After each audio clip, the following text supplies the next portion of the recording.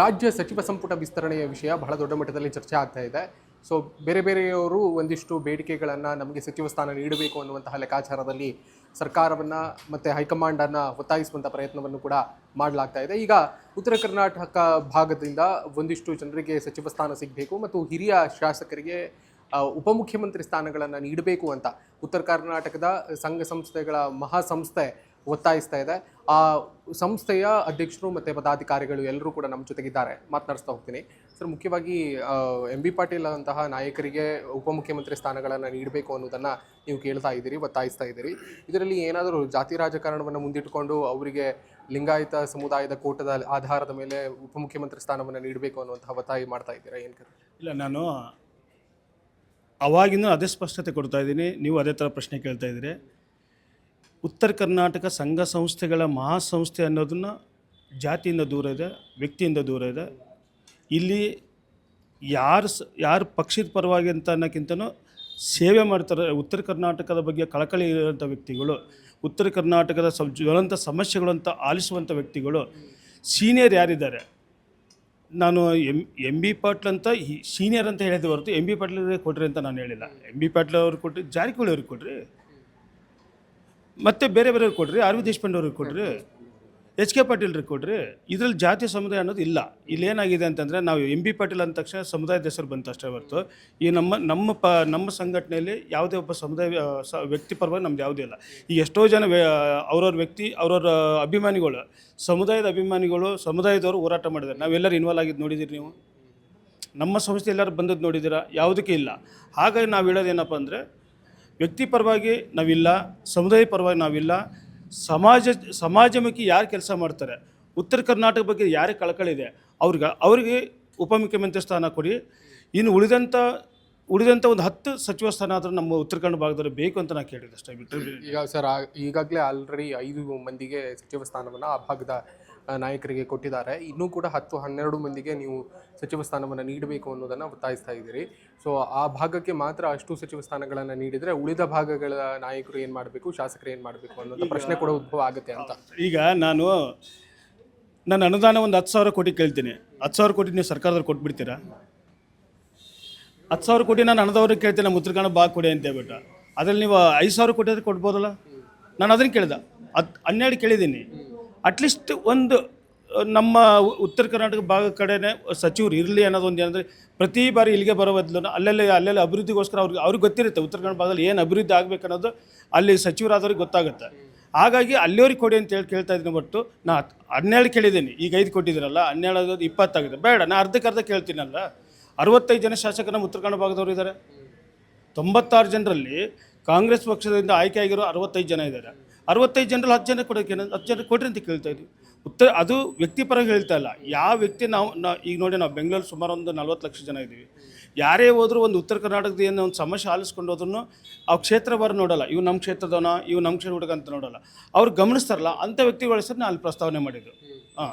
ನಾನು ಇವ್ರಂತ ಹೇಳಿದ್ರೆ, ಅವ್ರು ಯಾವ ಸಮುದಾಯದವರಂತೂ ನಾನು ಕರೆಕ್ಟಾಗಿ ಗೊತ್ತಿಲ್ಲ, ಅವ್ರು ಯಾವ ವ್ಯಕ್ತಿಗಳಂತ ಗೊತ್ತಿಲ್ಲ. ಆದರೆ ಕ್ಷೇತ್ರವಾರು ಗೊತ್ತು. ನಾವು ಹೋದ್ರೆ ಇಂಥ ಕಡೆ ಹೋದ್ರೆ ಕೆಲಸ ಮಾಡಿಕೊಡ್ತಾರಪ್ಪ, ನಮ್ಮ ಮನವಿನ ಅವ್ರು ಆಲಿಸ್ತಾರೆ ಅನ್ನೋದೊಂದು ಗಣನೆ ತೊಗೊಂಡು ನಾನು ನಿಮ್ಗೆ ಹೇಳಿದೆ ಅಷ್ಟೇ.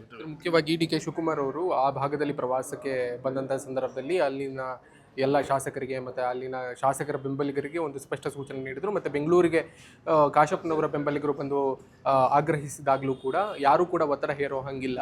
ಹೈಕಮಾಂಡ್ ಏನು ಸೂಚನೆ ಮಾಡುತ್ತೆ ಅದಕ್ಕೆ ಬದ್ಧವಾಗಿ ನಾವು ಕೆಲಸ ಮಾಡ್ತೀವಿ, ಯಾರಿಗೆ ಸಚಿವ ಸ್ಥಾನ ನೀಡಬೇಕೋ ಅವ್ರಿಗೆ ಕೊಡ್ತೀವಿ ಅನ್ನುವಂಥದ್ದನ್ನು ಸ್ಪಷ್ಟವಾಗಿ ಹೇಳಿದ್ದಾರೆ.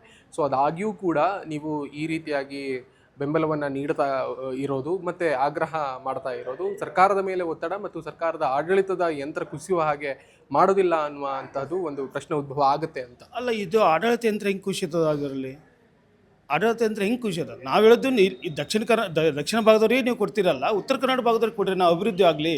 ಅಂದರೆ ಈ ರೀತಿಯಾಗಿ ಒತ್ತಡ ಹೇರೋದ್ರಿಂದ ಒತ್ತಡ ಅಂದರೆ ವ್ಯಕ್ತಿ ಪರವಾಗಿಲ್ವಲ್ಲ ಇಲ್ಲಿ.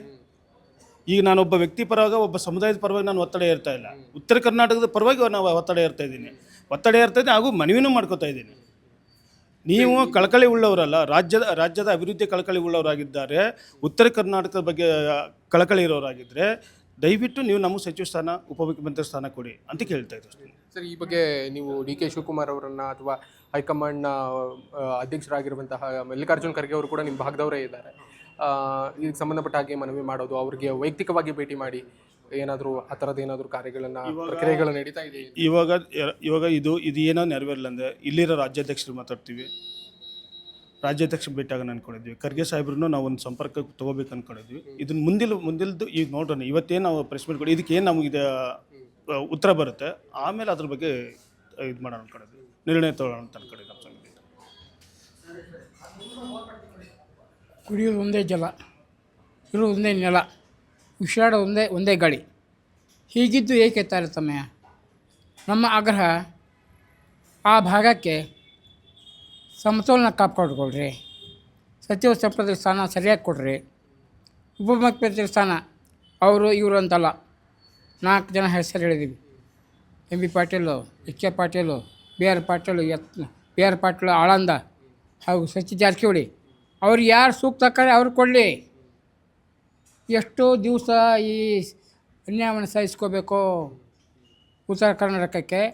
ನಮ್ಮ ಆಗ್ರಹ, ಮಗು ಹೊತ್ತರೆ ಮಾತ್ರ ತಾಯಿ ಹಾಲು ಕೊಡ್ತಾಳೆ, ಇಲ್ಲ ಅಂತ ಕೊಡೋಲ್ಲ. ಈಗ ಹೇಳ್ತಾರೆ ನೀವು ಒತ್ತಡ ಹೇರಬೇಡಿ ಇಟ್ಕೊಂಡು, ನಮ್ಮ ಕರ್ತವ್ಯ ಅದು, ಒತ್ತಡ ಅಲ್ಲ, ಇದು ಮನವಿ ಆಗ್ರಹ.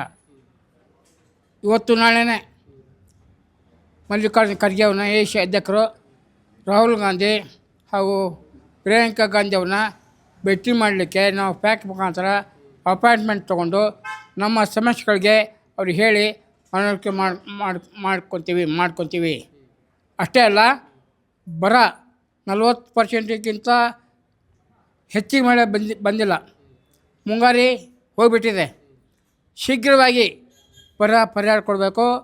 ಬರ ಪರಿಹಾರದ 175 ತಾಲೂಕುಗಳನ್ನ ಈಗ ಘೋಷಿಸಬೇಕು. ಕೇಂದ್ರ ಸರ್ಕಾರ ಬರ ಅಧ್ಯಯನ ತಂಡ ಕಳಿಸ್ಬಿಟ್ಟು ನಮಗೆ ನ್ಯಾಯ ಕೊಡಬೇಕು. ಎರಡನೇ ವಿಷಯ ತುಮಕೂರು ಏರ್ಪೋರ್ಟು, ಅಂತಾರಾಷ್ಟ್ರೀಯ ಏರ್ಪೋರ್ಟ್, ಎರಡನೇ ಏರ್ಪೋರ್ಟನ್ನು ತುಮಕೂರು ಅಥವಾ ಸೊರಕಡೆ ಮಾಡಿದರೆ ಆ 20 ಜಿಲ್ಲೆಗಳಿಗೆ ಅನುಕೂಲ ಆಗುತ್ತೆ. ಈಗ ಮುಖ್ಯವಾಗಿ ನೀವು ಹೇಳಿದ್ರಿ ಪ್ರಾದೇಶಿಕ ತಾರತಮ್ಯ ಇದರಿಂದ ಆಗ್ತಾ ಇದೆ, ಆ ಭಾಗದ ನಾಯಕರಿಗೆ ಸಚಿವ ಸ್ಥಾನ ಕೊಡಲೇಬೇಕು ಅನ್ನೋದನ್ನು ಹೇಳ್ತಿದ್ರೆ, ನೀವೀಗ ಕೇಳೋದು ಕೂಡ ತಾರತಮ್ಯ ರೀತಿಯಲ್ಲೇ ಆಗುತ್ತೆ ಅಂತ. ನೀವು ನಿಮ್ಮ ಭಾಗಕ್ಕೆ ಹೆಚ್ಚು ಸಚಿವ ಸ್ಥಾನ ಸಿಗಬೇಕು ಅನ್ನೋದನ್ನು ನೀವು ಪ್ರಶ್ನೆ ಮಾಡ್ತಾ ಇದ್ದೀರಿ.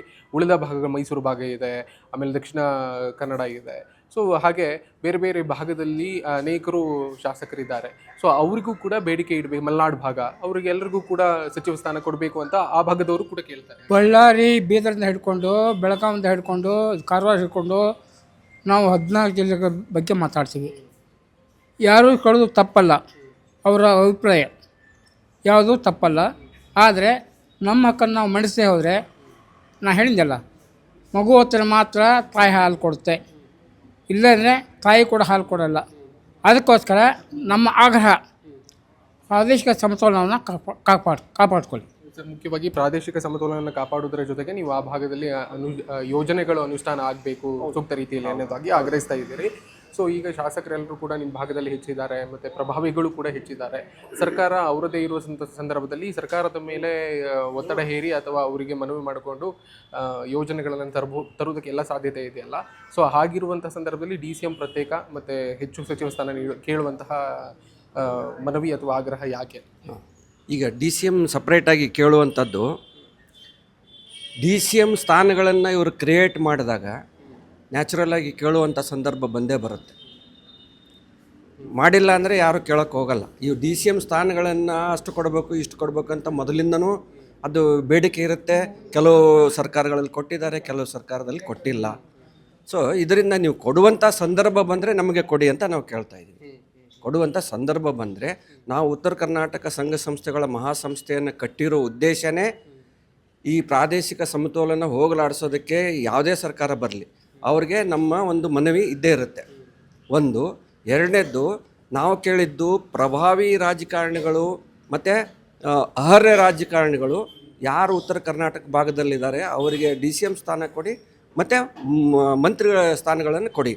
ನಾವು ಯಾವುದೇ ಕಾರಣಕ್ಕೂ ಈಗ ಹೈಕಮಾಂಡ್ ಅಂತ ಹೇಳ್ತಾರೆ. ಹೈಕಮಾಂಡು ಅಂತ ತಕ್ಷಣ ಈಗ ಯಾಕೆ 40-50 ಜನ ಹೋಗಿ ಡೆಲ್ಲಿನಲ್ಲಿ ತಿಂಗಳಾನುಗಟ್ಟಲೆ ಕೂತ್ಕೊಂಡಿದ್ರು?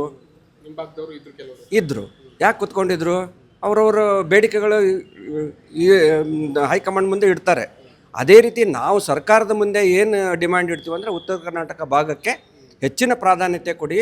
ಅಸಮತೋಲನವನ್ನು ಕಾಪಾಡಿಕೊಂಡು ಈ ಸಮತೋಲನವನ್ನು ಕಾಪಾಡಿಕೊಳ್ಳುವಂಥ ಒಂದು ಮನೋಭಾವನೆ ಎಲ್ಲರಲ್ಲೂ ಬರಲಿ ಅನ್ನೋ ಉದ್ದೇಶದಿಂದ ನಾವು ಈ ಪ್ರೆಸ್ ಮೀಟನ್ನು ಕರೆದಿರೋದು.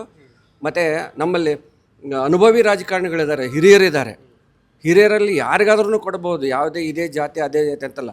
ಇವಾಗ ಈಶ್ವರ್ ಖಂಡ್ರೆ ಅವರಿದ್ದಾರೆ, ಎಂ ಬಿ ಪಾಟೀಲ್ರಿದ್ದಾರೆ, ದೇಶಪಾಂಡೆ ಅವರಿದ್ದಾರೆ, ಎಚ್ ಕೆ ಪಾಟೀಲ್ರಿದ್ದಾರೆ, ಮಾನೆ ಅವರಿದ್ದಾರೆ, ಸುಮಾರು ಜನ ಹಿರಿಯ ಅನುಭವಿಗಳು ಬಿರಾದಾರ ಇದ್ದಾರೆ, ಬಿ ಆರ್ ಪಾಟೀಲ್ರಿದ್ದಾರೆ.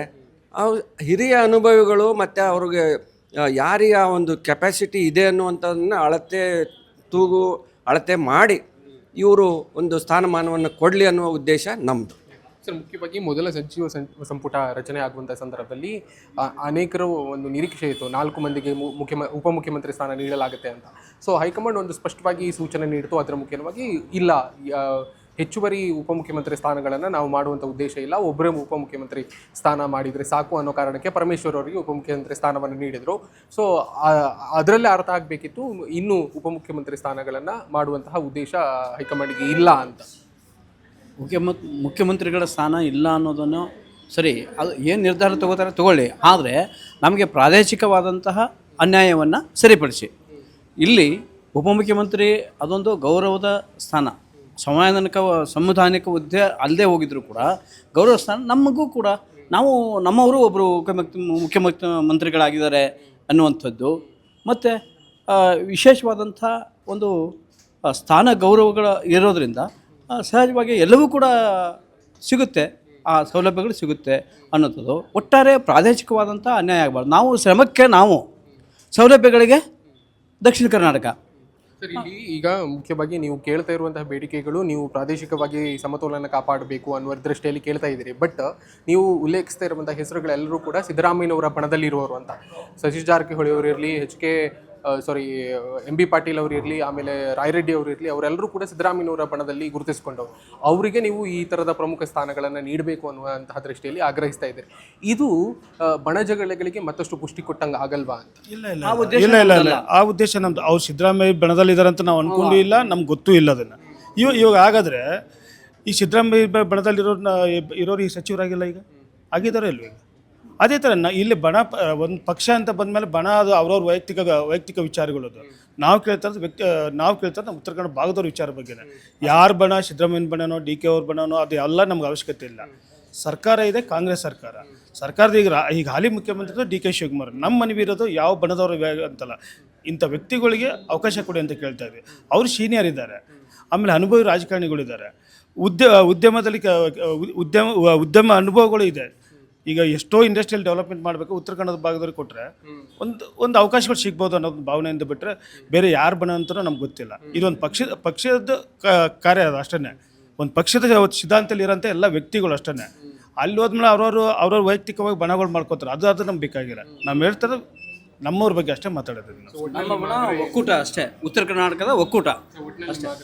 ನಮ್ಮ ಆಗ್ರಹ ಇಷ್ಟೇ ಸರ್, ಮಾನ್ಯ ಮುಖ್ಯಮಂತ್ರಿಗಳ ಮನವಿ ಹಾಗೂ ಆಗ್ರಹ, ಉತ್ತರ ಕರ್ನಾಟಕ ಭಾಗದವರಿಗೆ ಅನುಭವಿ ರಾಜಕಾರಣಿಗಳು ಸುಮಾರು ವರ್ಷದ ಸರ್ಕಾರಕ್ಕೆ ಬೆನ್ನೆಲುಬು ನಿಂತರು, ಒಳ್ಳೆ ಕಾರ್ಯಕರ್ತರಾಗಿ ಕೆಲಸ ಮಾಡೋರು ಉಪಮುಖ್ಯಮಂತ್ರಿ ಸ್ಥಾನ ಇಬ್ಬರಿಗೆ ಕೊಡ್ರಿ. ಆಮೇಲೆ ಉತ್ತರ ಕರ್ನಾಟಕ, ದಕ್ಷಿಣ ಕರ್ನಾಟಕ, ಉತ್ತರ ಕರ್ನಾಟಕ ಅನ್ನೋದು, ಉತ್ತರ ಕರ್ನಾಟಕ ಬಲ್ಲಿ ಕಲ್ಯಾಣ ಕರ್ನಾಟಕ, ಕಿತ್ತೂರು ಕರ್ನಾಟಕದ ಎಲ್ಲ ಒಂದು ಅನುಭವಗಳಿರೋಂಥದ್ದು, ಕ್ಷೇತ್ರವಾರು ಆಮೇಲೆ ಹೋಬಳಿವಾರು ಅನುಭವ ಇರೋಂಥ ನಾಯಕರುಗಳಿಗೆ ಸಚಿವ ಸ್ಥಾನ ಕೊಡಿ ಅನ್ನೋದು ಅಷ್ಟೇ ನಮ್ಮ ಆಗ್ರಹ. ಧನ್ಯವಾದ. ಇದು ಉತ್ತರ ಕರ್ನಾಟಕ ಸಂಘ ಸಂಸ್ಥೆಗಳ ಮಹಾಸಂಸ್ಥೆಯ ಅಧ್ಯಕ್ಷರು ಮತ್ತು ಪದಾಧಿಕಾರಿಗಳ ಮಾತು. ಕ್ಯಾಮರಾ ಪರ್ಸನ್ ಮಲ್ಲಿಕಾರ್ಜುನ್ ಜೊತೆ ಶ್ರೀರಾಜ್ ಹುಕ್ವಾಡಿ, ಬೆಂಗಳೂರು.